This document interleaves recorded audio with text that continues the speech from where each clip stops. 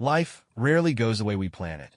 We make the right decisions, choose the perfect partner, create a stable life, and everything seems to be going well. But reality does not always match expectations. Sometimes small cracks in relationships turn into unbridgeable gaps. This story is about Emily, a woman who thought she had it all, a husband, a home, and stability. But one day, she woke up and realized that her life had become gray and predictable. She no longer felt loved, no longer felt passionate, no longer felt herself. And it was at that moment that Nate came into her life, a man who made her feel alive again. But every choice has consequences. Every line you cross changes you forever. Emily had always believed that love, once strong and true, could withstand anything. She had married Alex when she was 24, filled with the kind of naive certainty that youth often carries. They had built a life together in the suburbs of Seattle, in a modest but cozy home with a front porch swing and a neatly manicured lawn. For years, their love had been steady, predictable, and safe, exactly what she had thought she wanted. But love changes. Or maybe it doesn't change so much as it fades, softening at the edges until one day you wake up and realize you no longer recognize the warmth you once felt. The little moments that once made her heart flutter, his hand brushing hers as they passed in the hallway, the way he used to watch her from across the room with quiet admiration, had disappeared, replaced instead by routine, by shared responsibilities, by conversations that were more about grocery lists and home repairs than about dreams or desires. At first, she told herself it was just a phase. Every marriage had its lulls, its quiet stretches where passion took a back seat to practicality. But months passed, then years, and the distance between them only grew. Alex was a good man. He worked hard, provided for their family, and never raised his voice. But he had stopped seeing her, truly seeing her, as anything more than a fixture in their home. She noticed it most in the bedroom. What had once been a place of intimacy, of whispered secrets and urgent touches, had become a space filled with obligation. When they did come together, it was brief, mechanical, and absent of the fire they once shared. She tried to ignore the disappointment that settled in her bones after every encounter, tried to pretend that it didn't bother her when he rolled away and fell asleep almost instantly. But the ache of loneliness grew heavier with each passing night. Emily wasn't sure when she had started feeling invisible, but by the time she realized it, the sensation had become unbearable. She longed for something. She wasn't even sure what exactly. Attention? Desire? Just a reminder that she was still alive, still a woman worthy of being wanted? She told herself it was selfish, that Alex was under a lot of stress, that marriage wasn't about constant passion. But logic didn't quiet the restlessness in her chest. It was around this time that she met Nate. Nate wasn't like Alex. He wasn't reserved or composed. He carried himself with an effortless confidence, the kind that made people gravitate toward him. He was the IT specialist at the hospital where Emily worked, a man with an easy smile and a way of making small talk feel personal. Their first interaction had been brief. He was fixing a network issue at the nurse's station, and she had thanked him absent-mindedly before returning to her charts. But he had lingered just a second longer than necessary, his gaze holding hers for an extra beat before he smiled and moved on. It was nothing, just a moment, but it stayed with her. In the weeks that followed, their paths crossed more often. At first, it was coincidence, a chance meeting in the cafeteria, an elevator ride where he made a joke that made her laugh for the first time in days. But soon it felt intentional. He always seemed to be nearby, always found a reason to strike up a conversation. He paid attention in a way that Alex hadn't in years. He noticed when she was tired, when she was frustrated, when she had a particularly rough shift. And he really listened when she talked. Emily told herself it was harmless. There was nothing wrong with enjoying a little attention, with appreciating the company of someone who made her feel seen. But a part of her knew better. The way her heart quickened when she saw him, the way she caught herself looking for him in a crowded room, it wasn't harmless. It was dangerous. She tried to create distance. She avoided the cafeteria during breaks, took the stairs instead of the elevator, cut conversations short. But Nate was persistent, and deep down, she didn't really want him to stop trying. One evening, After an exhausting 12-hour shift, she found him waiting by the exit.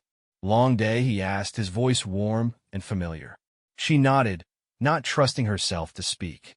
"Come grab a coffee with me," he said. "Just coffee." Emily hesitated. She knew what this was, what it could become, but she was so tired. Tired of feeling like a ghost in her own home. Tired of pretending that she wasn't drowning in loneliness. She told herself it was just coffee. Just a conversation. Nothing more. So she said yes. The cafe was dimly lit, quiet, the kind of place that invited long conversations. They sat across from each other, the air between them humming with an energy that neither acknowledged out loud. He asked about her life, her dreams, the things that made her happy. He made her laugh, and for the first time in a long time, she felt like a woman again, not just a wife, not just a mother.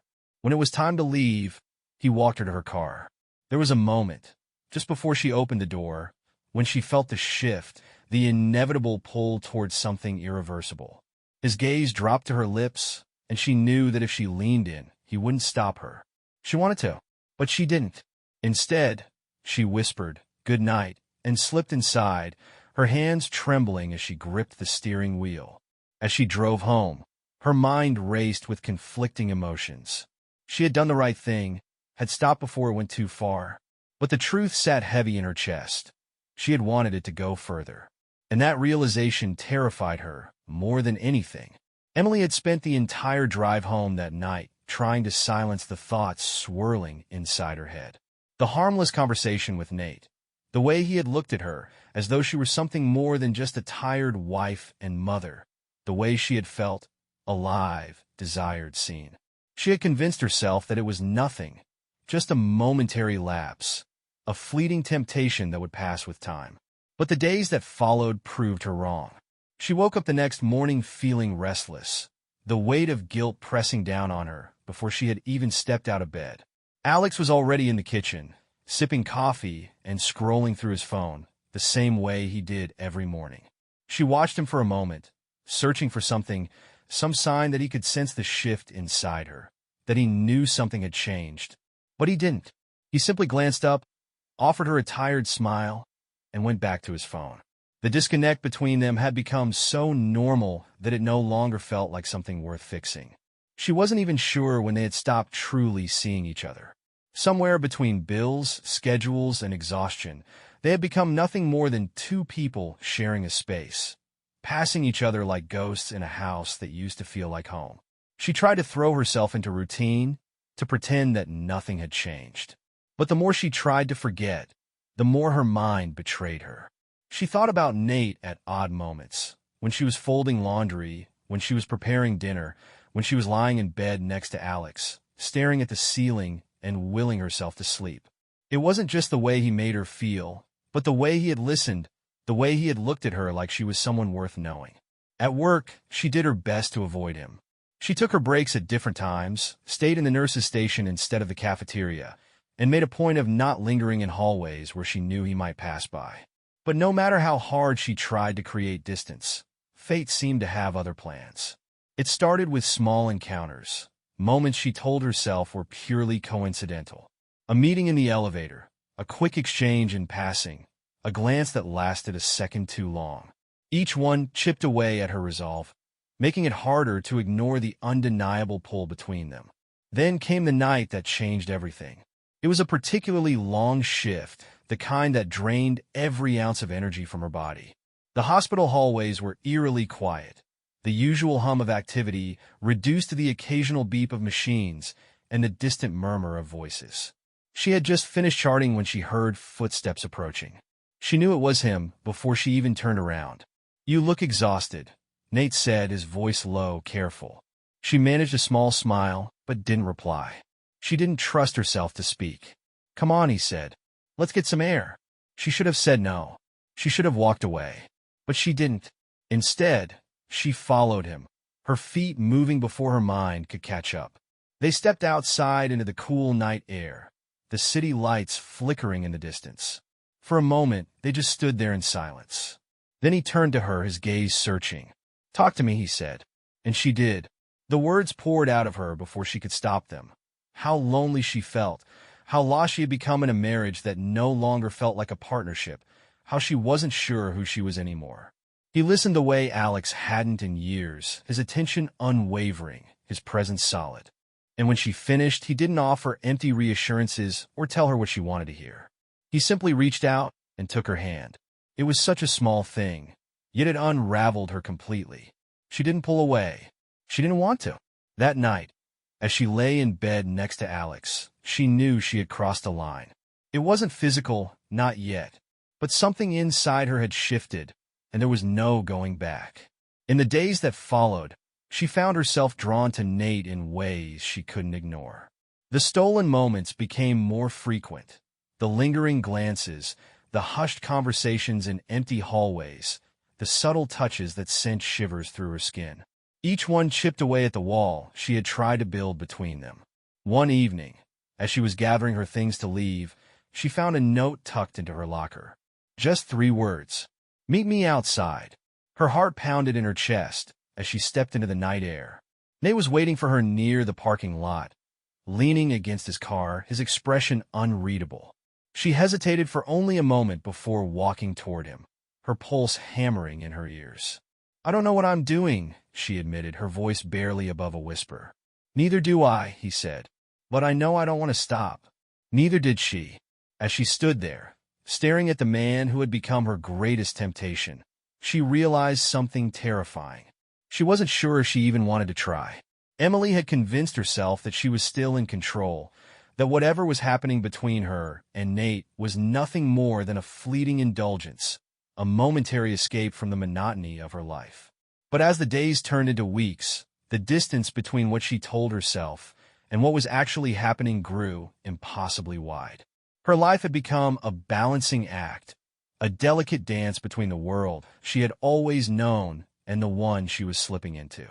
At home, she played the role of devoted wife, forcing smiles at dinner, responding with half-hearted nods to Alex's absent-minded conversations about work, pretending that she wasn't unraveling from the inside out. The guilt pressed against her chest like a weight, suffocating and inescapable. But the moment she stepped into the hospital, the guilt was drowned out by something stronger, something she couldn't ignore. The anticipation of seeing Nate, of stealing a moment in the midst of her routine, of feeling wanted again. It started with small, calculated risks, stolen glances across the hallway, fingers brushing as he handed her a file, a lingering moment in the break room where neither of them spoke, yet everything was said. The air between them was charged, thick with an unspoken desire that neither of them acknowledged aloud. And then came the night when everything changed. Emily had worked a late shift, exhaustion pulling at her limbs as she packed up her things and made her way toward the parking lot. She told herself she would go straight home, crawl into bed beside Alex, and pretend that everything was normal. But as she stepped outside, she saw him. Nate was waiting by her car, leaning against the driver's side door, his posture casual but his expression unreadable. Her pulse quickened, a mixture of excitement and fear flooding her veins. She knew she should turn around, walk away, put an end to whatever was happening before it spiraled further out of control. But she didn't. Instead, she walked toward him, her heart hammering against her ribcage. Neither of them spoke at first. The silence between them was heavy, filled with all the things they wanted to say, but couldn't. And then, without thinking, without hesitation, she reached for him. The moment their bodies met, everything else faded away. His arms wrapped around her, strong and sure, and she felt herself sink into him, allowing herself, for the first time in years, to let go. The warmth of his breath against her skin, the way his hands traced slow, deliberate lines down her back, it was intoxicating. She had forgotten what it felt like to be wanted like this, to be desired not out of obligation or routine, but because someone truly saw her. When they finally broke apart, reality came rushing back like a cold gust of wind. She stepped back, her breathing uneven, her mind spinning with the weight of what she had just done. Nate didn't look regretful, didn't apologize. He simply watched her, waiting, as if giving her the space to decide what came next. She didn't know what came next. That night, when she finally returned home, Alex was already asleep. She stood in the doorway of their bedroom, watching him, trying to reconcile the guilt in her chest with the lingering warmth of Nate's embrace. She wanted to feel remorse, to tell herself that it had been a mistake. But the truth was, she didn't regret it, and that terrified her more than anything. Over the next few weeks, the line between right and wrong blurred beyond recognition. What had started as a single moment in a parking lot became something more. It was coffee breaks that stretched longer than they should have, excuses to stay late at work, whispered conversations in dimly lit hallways. It was a secret that pulsed beneath her skin, a dangerous thrill that she couldn't seem to walk away from. And then, one evening, she made a decision that she knew would change everything. She didn't tell Alex she was working late. She didn't make excuses. She simply got in her car and drove to Nate. When he opened the door, there were no questions, no need for explanations. He knew why she was there, and so did she. As she stepped inside, she made peace with the truth she had been running from for weeks. She had already crossed the line. There was no turning back now. Emily had always imagined that betrayal would come with a sense of finality, a sharp, decisive moment that would sever the life she had built from the one she had chosen. But the reality of it was much different. It was slow, insidious, a series of small decisions that, one by one, pushed her further into a world she could no longer deny wanting. The first time she spent the night with Nate, she expected guilt to consume her. She thought she would wake up feeling ashamed, that she would rush home to Alex and fall into his arms, desperate to undo what she had done. But when morning came, all she felt was relief. It was terrifying how easy it was to slip into this new version of herself, to accept the warmth of Nate's body beside her as though it had always been there. Days turned into weeks, and with each passing moment, the affair deepened. It was no longer just stolen glances or fleeting touches in the hospital hallways. It was late-night rendezvous at his apartment, the quiet hum of conversation in between tangled sheets, the way he made her feel weightless, unburdened. With him, she didn't have to be the responsible wife, the exhausted mother, the woman constantly fighting to keep her marriage from crumbling beneath the weight of neglect. With him, she simply was. At home, she became a master of deception. She memorized her lies, rehearsed them until they felt almost real. She told Alex she was picking up extra shifts, that the hospital needed her more than ever. He never questioned it. If anything, he seemed grateful that she was staying busy. He had his own world, his own responsibilities, and as long as their life remained undisturbed, he had no reason to suspect a thing. But deception is never perfect. No matter how carefully she navigated the two halves of her existence, cracks began to form. One evening, as she stood in the bathroom brushing her hair, she caught sight of herself in the mirror and barely recognized the woman staring back. Her eyes were brighter, her skin more flushed. She looked happy. The realization hit her like a jolt of electricity. How long had it been since she had truly felt this way? Then there were the small mistakes, the scent of a different cologne lingering on her skin, the way she sometimes forgot to check the time when she was with Nate. Alex began to notice. He didn't say anything at first, but Emily saw the way his gaze lingered a little too long when she walked through the door, the way he hesitated before kissing her goodnight. It was subtle, but she knew. The doubts were creeping in. One night, as she lay in bed beside Alex, staring at the ceiling, she felt a suffocating weight press against her chest. She had convinced herself that she could keep both worlds separate, that she could love the life she had while indulging in the one she wanted. But reality was catching up to her. The next morning, she drove to Nate's apartment, intending to tell him that it had to stop. She had rehearsed the words in her head, had convinced herself that walking away was the only option. But when he opened the door and smiled, all her resolve crumbled. The moment he pulled her into his arms, she knew she wasn't ready to give this up. What she didn't realize was that she was already running out of time. Back at home, Alex was no longer ignoring the signs. The late nights, the emotional distance, the way Emily seemed lost in a world that no longer included him. He could feel it slipping through his fingers. He wasn't a fool. He knew when something wasn't right. And one evening, as Emily came through the door with a quiet sigh, He finally asked the question that had been weighing on him for weeks. Are you in love with someone else? For the first time in her life, Emily had no answer.